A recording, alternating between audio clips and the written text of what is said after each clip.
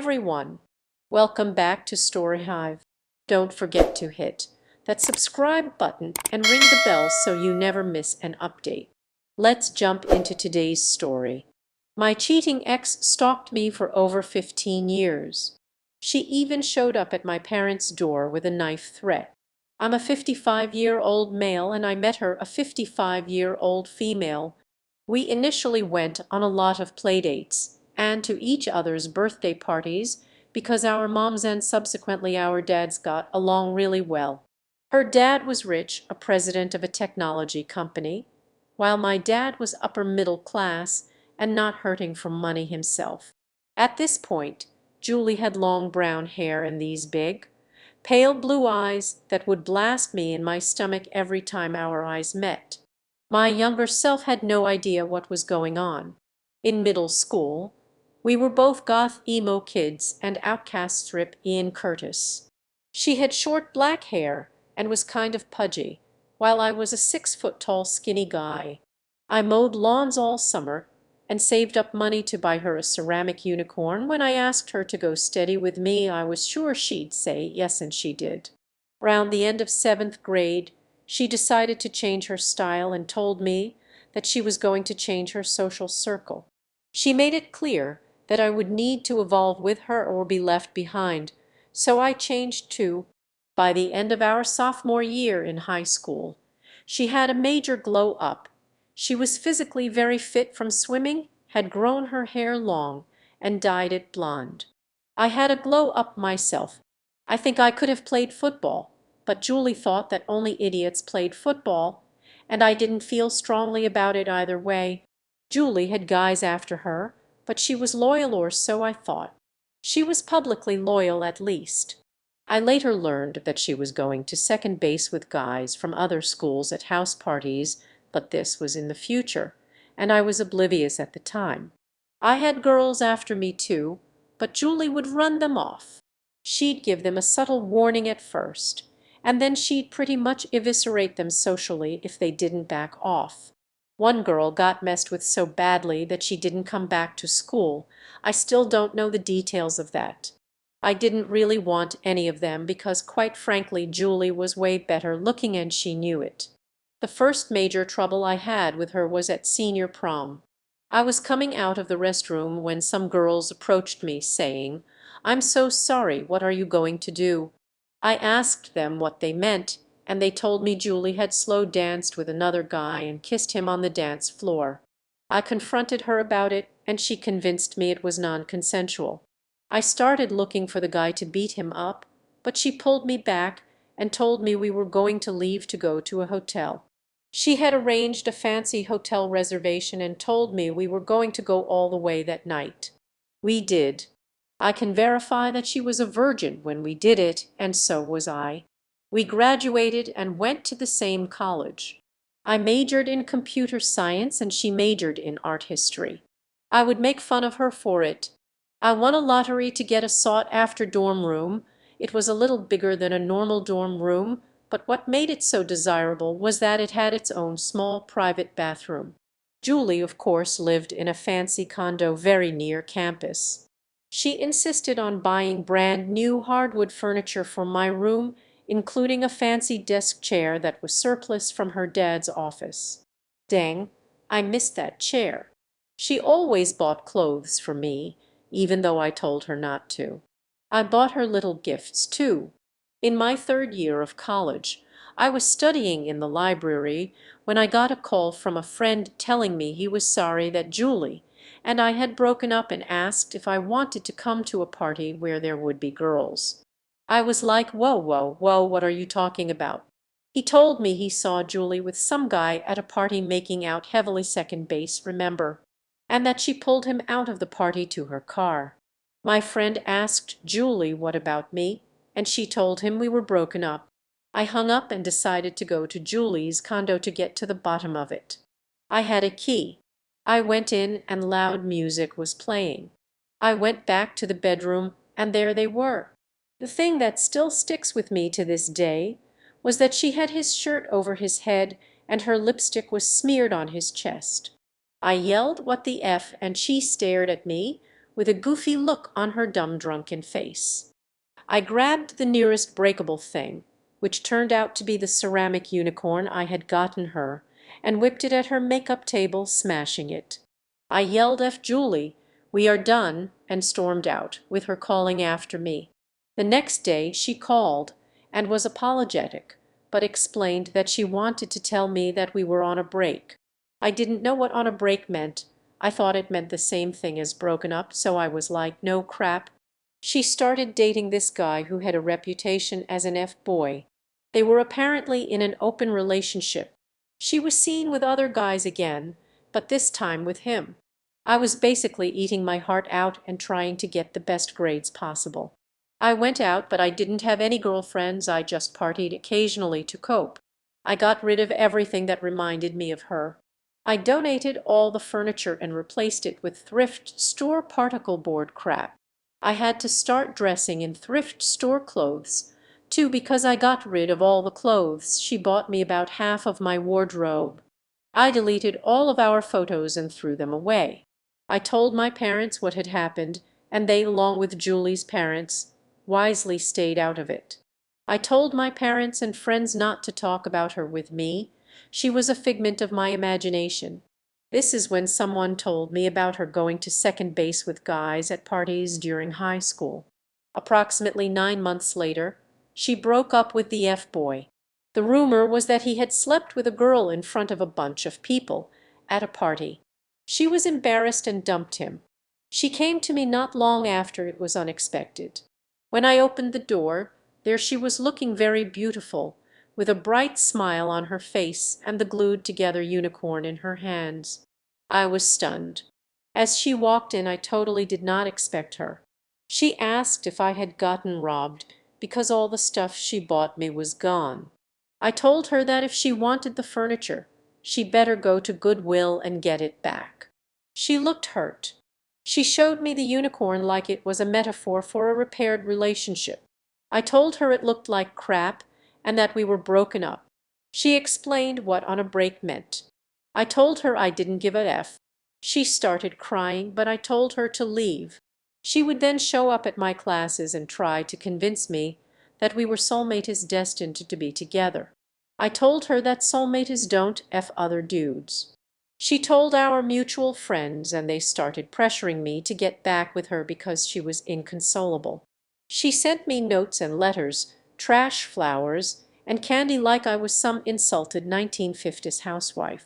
Just being around her hurt me physically, so I transferred out at the end of the semester, ghosting her. I probably should have made other arrangements because I had to go to school 2 more years since a bunch of credits didn't transfer to the new school. I signed up for a bunch of classes I had already taken and ended up barely passing them because I was in bed all the time. My roommate, not a friend at the time, just assigned to the same dorm room, got annoyed that I was always there and a little worried about my attitude, so he called the campus police on me. I didn't get in trouble, but I did have to see a counselor who told me I was having a major depressive episode and PTSD. She said Julie had some kind of personality disorder or was a sociopath who had groomed me and manipulated me into dependence on her. I don't know if that's all true, but the Zoloft helped. I heard that Julie came looking for me at my parents' home. She kept asking them where I was and if she could contact me. They kept telling her no, but she got more and more belligerent and hysterical with them until her parents told her to stop or they would institutionalize her. I graduated, got a job, and got transferred to Singapore, where I met my now wife. That's a whole other story. I was a passport bro before there were passport bros. Apparently, I was 35 when we got married, and she was 26. We moved back to the USA and had 3 kids. We are doing great. Fast forward to yesterday. I only use Facebook to occasionally upload family pictures, but mostly post amusing stuff that comes out of my head. For example, I found an entire bowl of cereal in the sink today, so I posted that. Out of nowhere, I get a message from Julie on Messenger. The first part is her saying she saw my kids' pictures and she misses me. Then it got weird. She started asking me why I thought she would cheat on me and if I ever considered that I might have been the problem. I stared at that message for a few minutes. This woman has not changed at all. She's still delusional. I didn't respond, but part of me is tempted to. I want to know what makes her think I'd want to engage with her again. She has never taken responsibility for anything. I'm just not sure what to do. Update 1. After the unexpected message from Julie, I found myself staring at my phone, a mix of confusion and frustration swirling in my mind. Her words felt like a time warp, taking me back to a place I thought I had long left behind. I couldn't believe she had the audacity to ask why I thought she would cheat on me and imply that I might have been the problem. It was infuriating. As I sat there, memories of our tumultuous past flooded back, her manipulations, the lies, the emotional turmoil. It was like she had never truly changed. I wanted to scream at her, to remind her of everything she had done. But instead I remained silent, fighting the urge to engage with someone who had brought me so much heartache. Part of me was tempted to respond. I wanted to confront her, to lay out the truth as I saw it, but another part of me knew that engaging would only reopen old wounds. I had worked too hard to move on, but the question lingered. Why did she think I would want anything to do with her? Was this just another attempt to pull me back into her chaotic orbit? I decided to talk it over with my wife. I knew I needed to be honest with her about what had happened. I explained Julie's message and how it made me feel. My wife listened intently, her expression a mix of concern and support. "You've come so far," she said gently. "Don't let her drag you back. You deserve peace." Her words resonated with me. I didn't want to let Julie disrupt the life I had built. But the lingering anger and confusion nagged at me. I couldn't shake the feeling that if I didn't address this, somehow it might fester. After some contemplation, I decided against responding to Julie. I'd been down that road before, and I refused to let her pull me into her drama once more. Instead, I focused on what mattered most: my family and the life we had created together. In the end, I blocked her on social media, hoping that would be the end of it. I realized that moving forward meant letting go of the ghosts of my past, no matter how persistent they might be. The days that followed felt oddly light without the weight of Julie's message hanging over me. I focused on my family, pouring my energy into our daily routine: school drop-offs, family dinners, and weekend outings. I realized how much I had taken for granted in my life, yet I couldn't completely shake off the anger that had bubbled to the surface. It simmered quietly, reminding me of the hurt from years past. One evening, as I was putting the kids to bed, I found myself lost in thought. What if Julie tried to reach out again? What if she showed up at my door? The idea sent a shiver down my spine. I discussed my concerns with my wife again. What if she finds a way to contact me? I confessed. What if she doesn't take no for an answer? My wife took my hand, her grip firm and reassuring. "We'll face it together," she said. "You're not alone in this. I'm here, and I'll support you no matter what. If she comes knocking, we'll handle it." Her confidence helped ease my worries. We made a plan. If Julie ever tried to reach out again, I would show her the strength I had gained, not just for myself, but for our family. Days turned into weeks, and I began to feel more at peace. I sought therapy to address my lingering emotions and to better understand my reactions. My therapist emphasized that it was normal to feel anger and confusion after hearing from someone who had hurt me so deeply.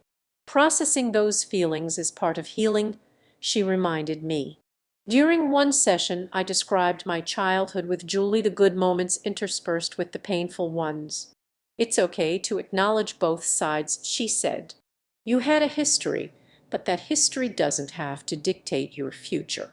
I took her advice to heart. I began journaling my feelings, using it as an outlet to express my anger and confusion.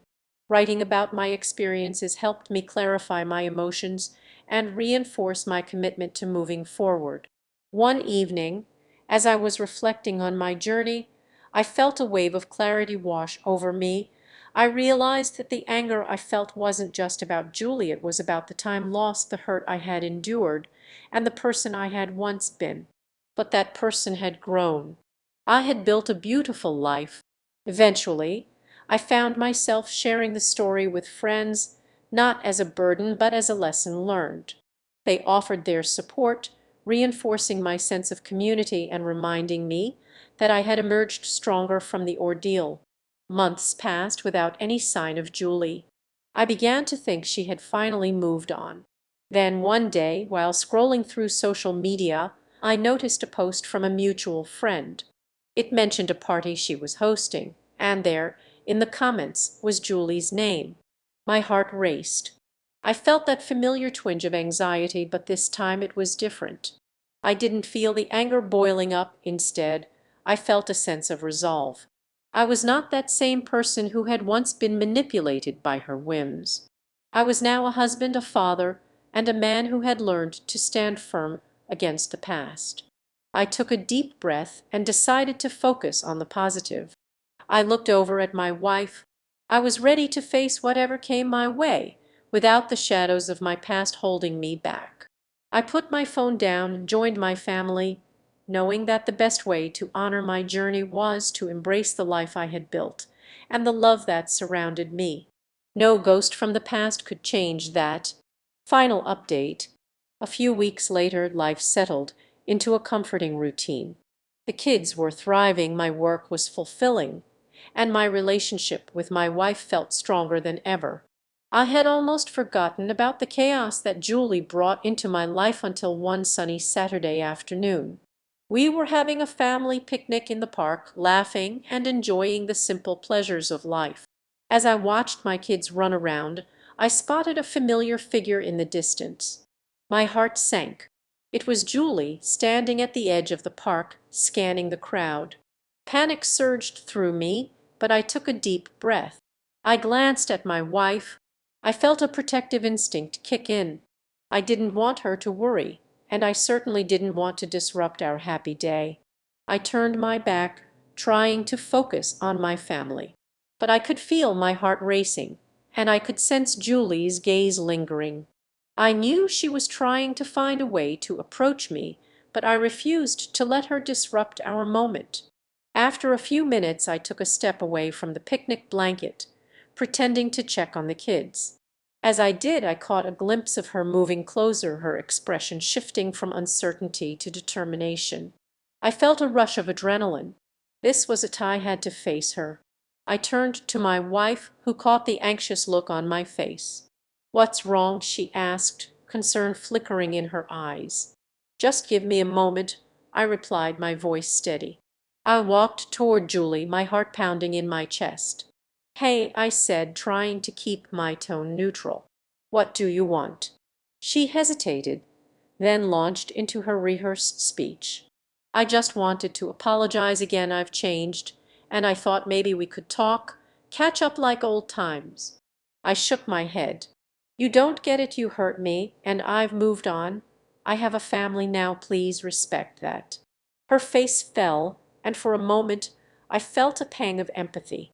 But it quickly faded as I remembered the chaos she brought into my life. "This isn't about us anymore. I've built a life." She opened her mouth to protest, but I raised my hand.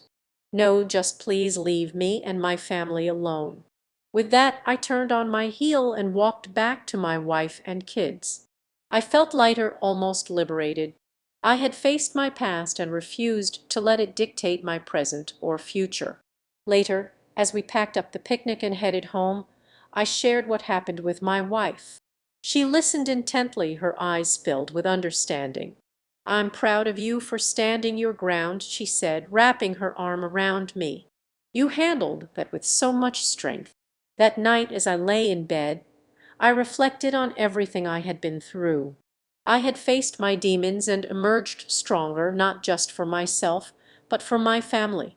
The ghosts of my past no longer haunted me. Instead, they had transformed into lessons that shaped who I was today. I realized that my life was no longer defined by the hurt Julie caused. I had built a future filled with love, laughter, and a deep sense of belonging. I felt grateful for every moment I had, knowing that I had the power to protect it. As I drifted off to sleep, I felt a profound sense of peace. I was ready to embrace whatever came next, knowing that I had everything I needed right here with my family. And with that, I closed the chapter on Julie for good, confident that I had finally moved on. Thanks for tuning in to today's Reddit story. If you enjoyed it, please give this video a thumbs up and share it with your friends. And if you haven't already, make sure to hit that subscribe button and ring the bell so you never miss out on more amazing stories. See you next time.